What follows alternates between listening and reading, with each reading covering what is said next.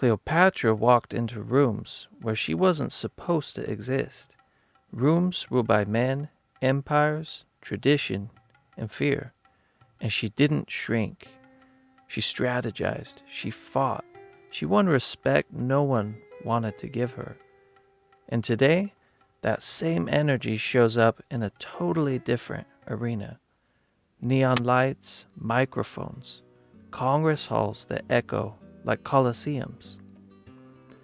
A young woman standing in front of power with nothing but her voice, her preparation, and 1,000 people hoping that she fails.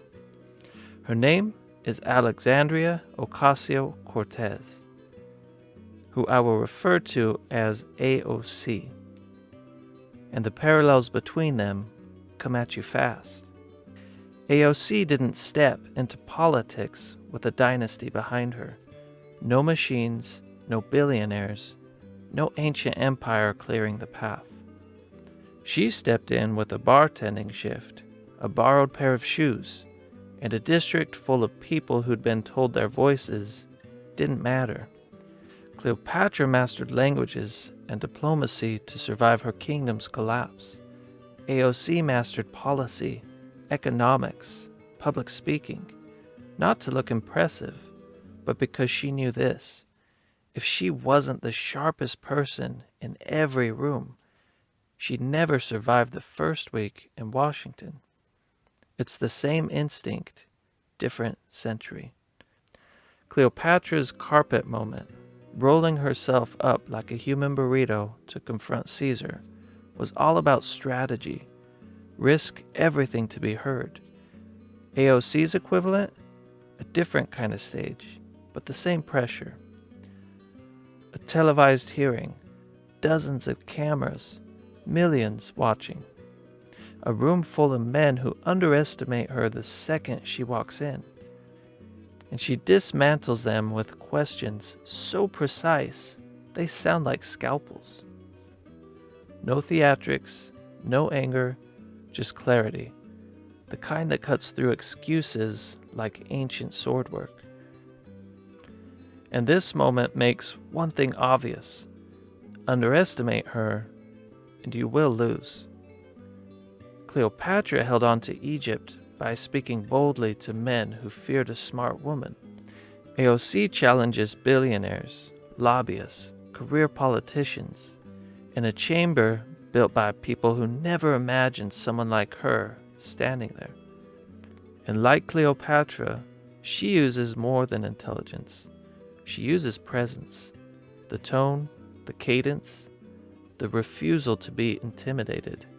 It's not performance, it's survival. Cleopatra turned diplomacy into spectacle when she had to. Perfumed sails, gold ships.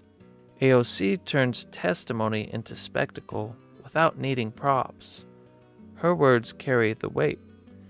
Cleopatra was punished by Roman historians, not because she failed, but because she succeeded while being a woman they couldn't control. AOC gets the same treatment in the 21st century.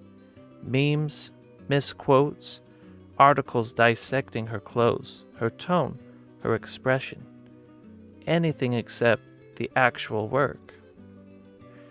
Because powerful women who don't play along get rewritten by the people they threaten. Cleopatra knew that. AOC lives it. So what does an ancient scholar queen have in common with a modern congresswoman? Both walked into power structures built to exclude them.